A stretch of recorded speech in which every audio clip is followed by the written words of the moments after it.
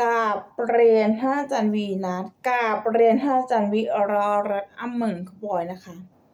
แฮปปี้เบิร์ธเดย์อาจารย์วิรรัตน์อ้ำเมืองขอให้มีความสุขมากๆนะคะกราบเรียนท่านอาจารย์โชคชัยนะต้นไม้ใหญ่ดนตรีไทยชมรมดนตรีไทยและนาฏศิลป์นะคะขอแค่นี้ก่อนนะคะพอยาวอาจารย์วิรารัตน์อ้ำเมืองขบอยนะคะแฮปปี้เบิร์ธเดย์ค่ะขอให้ปีนี้มีความสุขนะคะหนูเปิดฟอร์ด้วยเพลงจริงกับเบลค่ะ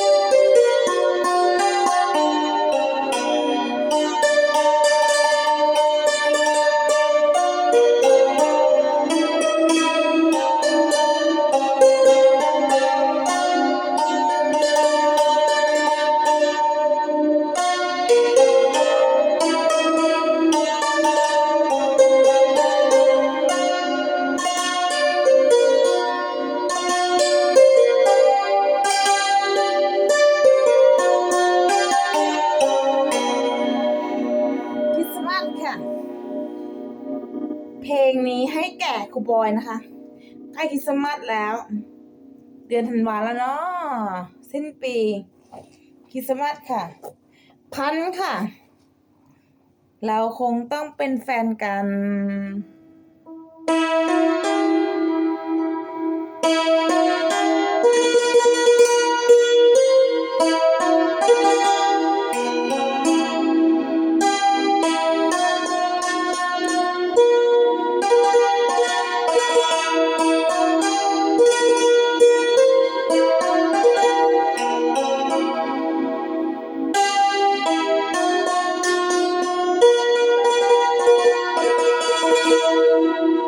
อาจารย์ก็ตีได้นี่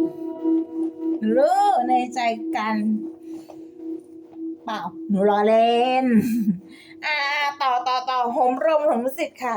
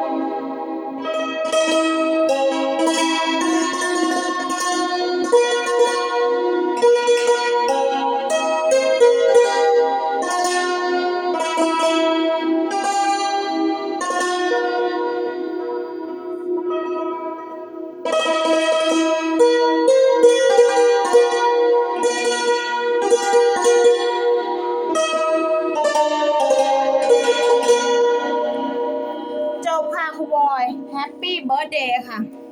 โฮมโรงปฐมศิษย์ค่ะ เป็นเพลงที่1นะคะ ก็18บรรทัดค่ะ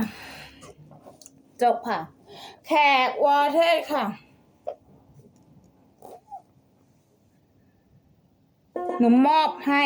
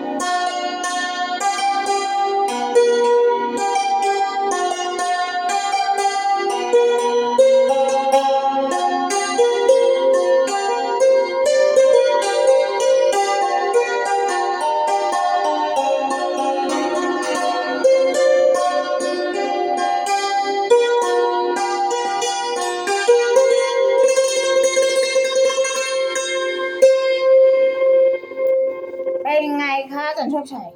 2 เพลงแล้วนะคะ อาจารย์วีนัทเพลง Batman is Banana ไม่มีเพลงนี้ไม่สนุก เพลงปลุกใจค่ะ วันเกิดเราก็ต้องให้วันเกิดซะหน่อย eating กันสักนิด อิ่มยังคะเที่ยงแล้วนะคะคุณบอยเกิดเที่ยงมาเนี่ยว่าเที่ยงวันเที่ยงคืน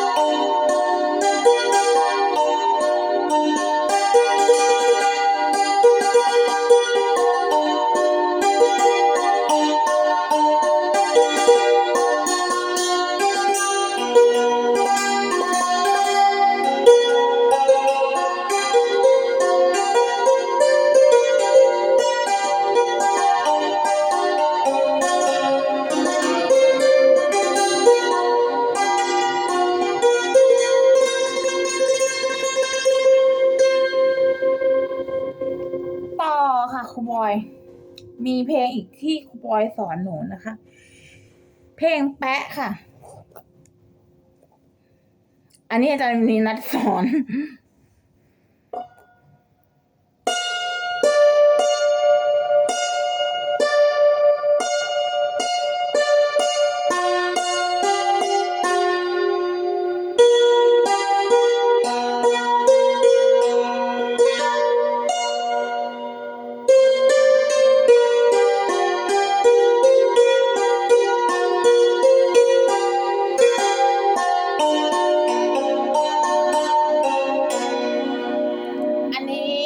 1 ท่อน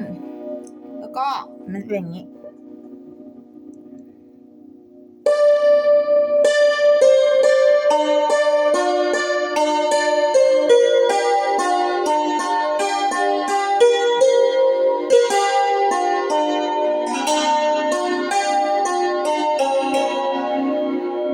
เนี่ยหนูจำได้แค่นี้แหละครูบอยหนูให้ครูบอยอันนี้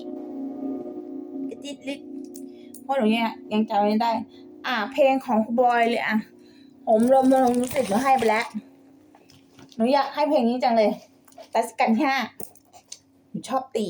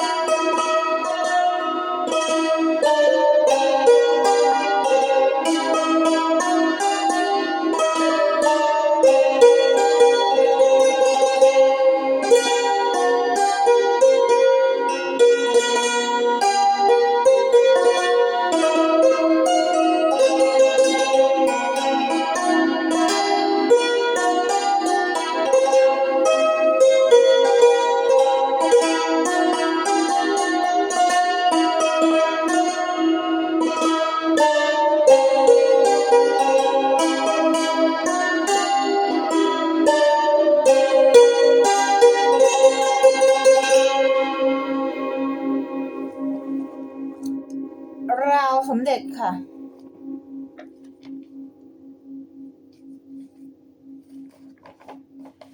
หลายเพลงแล้วนะ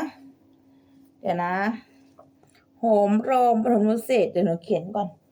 นึกก่อนเดี๋ยวหนูนึกก่อนโหมโรงปฐมนิเทศแขกวรเทศค้างคาวกินกล้วย ดาวสมเด็จ4 เพลงแล้วจิงกะเบล5 เพลงแล้วเอาเพลงที่หนูตีได้เพลงแปะ6 เพลงแล้วงั้นเป็นค่าน้ำนมแล้วกันนะคะ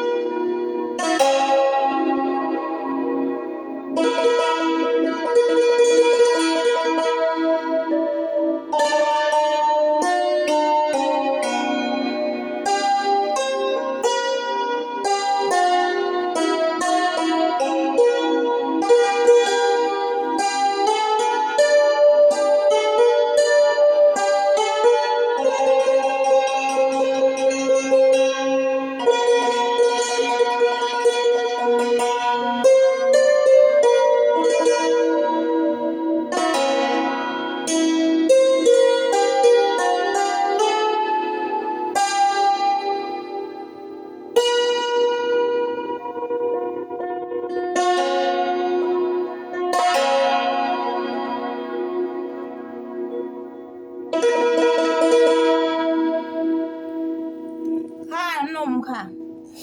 อาจารย์จะฆ่าใครดีคะต่อไปเพลงในหลวงของรัชกาลที่ 9ใกล้รุ่งค่ะหนูเอาเพลงเดียวพอชะตาชีวิตหนูไม่เอาเดอะสตาร์ค่ะ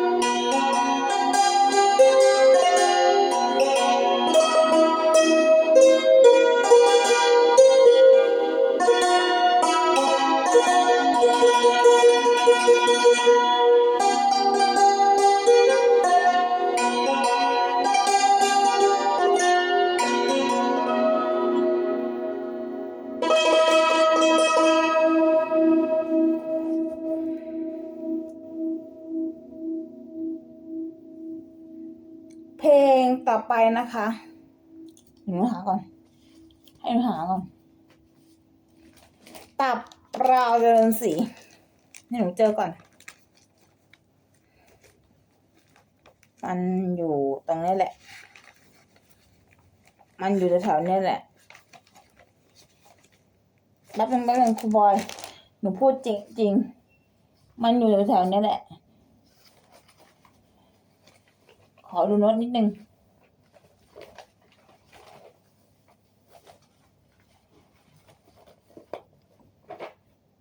ถ้าไม่มีหนูเอาเพลงใหม่ได้นะคะมันต้องมี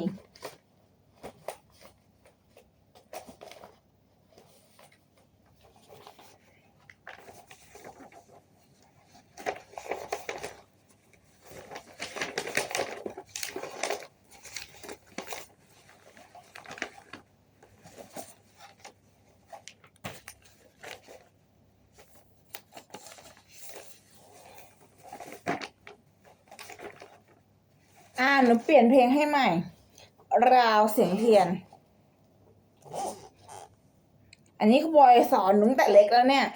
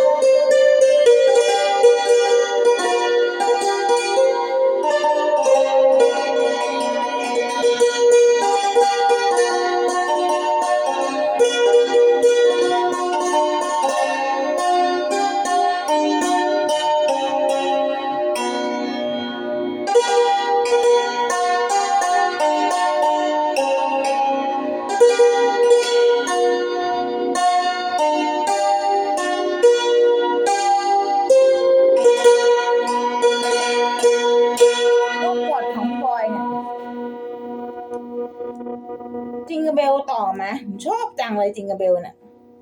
หนูให้เพลงวันเกิดวันหนึ่งเพลงช้าง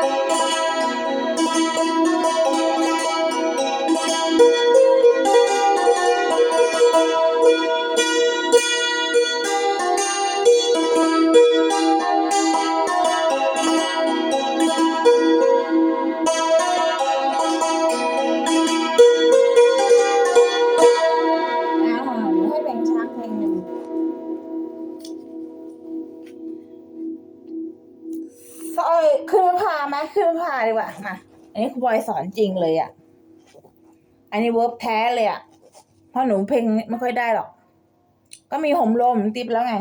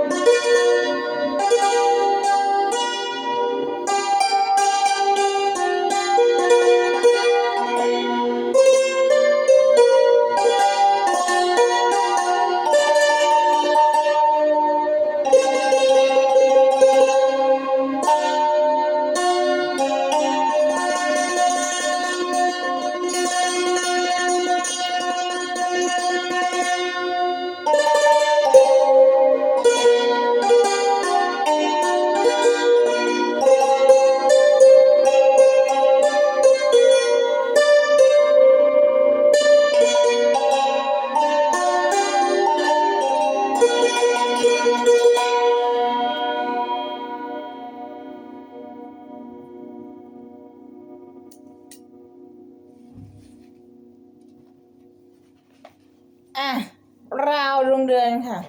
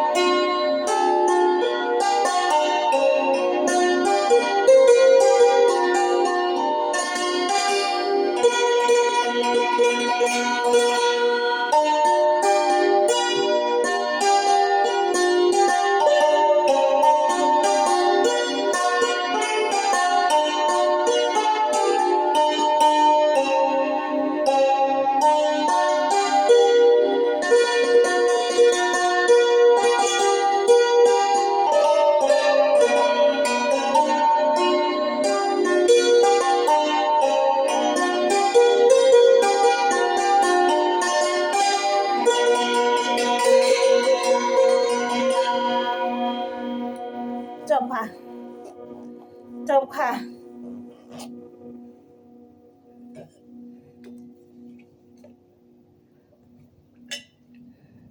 ค่ะแป๊บหนึ่งนะคะครูบอยแป๊บเดียวค่ะหาก่อนมันไปไหนหนอเจอแล้วค่ะตับราวเดินสีราวเล่นน้ำมันแอบ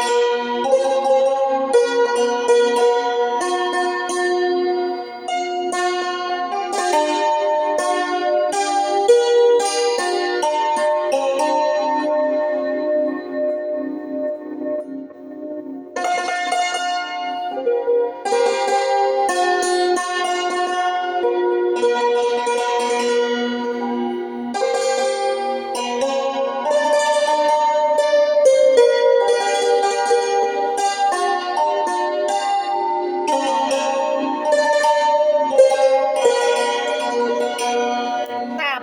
ราวเดินสีค่ะหนูขอจบเพียงเท่านี้ค่ะ สวัสดีค่ะครูบอยขออะไรพูดนิดนึงขอพูดนิดนึงอาจารย์วิรารัตน์อำเมืองค่ะและอาจารย์วีนัทข้ามปีแล้วเนาะอาจารย์โชคชัยด้วย ต้นไม้ใหญ่ดนตรีไทยและชมรมดนตรีไทยนาฏศิลป์ขอกล่าวก่อน สวัสดีค่ะ กราบเรียนท่านอาจารย์ทุกท่านที่อยู่ต้นไม้ดนตรีไทยตั้งแต่อาจารย์วีนัทอาจารย์โชคชัย อาจารย์วิระอ้ำเมืองบอยแฮปปี้เบิร์ธเดย์แฮปปี้เบิร์ธเดย์ค่ะนะต้นไม้ใหญ่ดนตรีไทยนะคะ42 ปีนี้เกี่ยวกับชมวิสาหนู42 ปีแล้ว ปีหน้า ขอให้เป็นปีใหม่ที่ดีที่สุดนะคะ หนูขออวยพรให้ต้นไม้ใหญ่ดนตรีไทยของเรา ได้ดำเนินธุรกิจไปได้ด้วยดีนะคะ อาจารย์วินัทขอให้มีความสุขในปีใหม่ในปีนี้ ขอให้พระพิฆเนศคุ้มครองครูบอย อาจารย์วินัทอาจารย์โชคชัยและเด็กทุกคนที่น่ารักที่อยู่ในชมรมดนตรีไทยของอาจารย์วินัททุกคนนะคะ และไนด้วยนะคะชมวิสาพร้อมสุขไนก็ไม่มีอะไรมาก เพราะว่าไนก็จะเรียนนาฏศิลป์ต่อไปนะคะ ขอบคุณค่ะ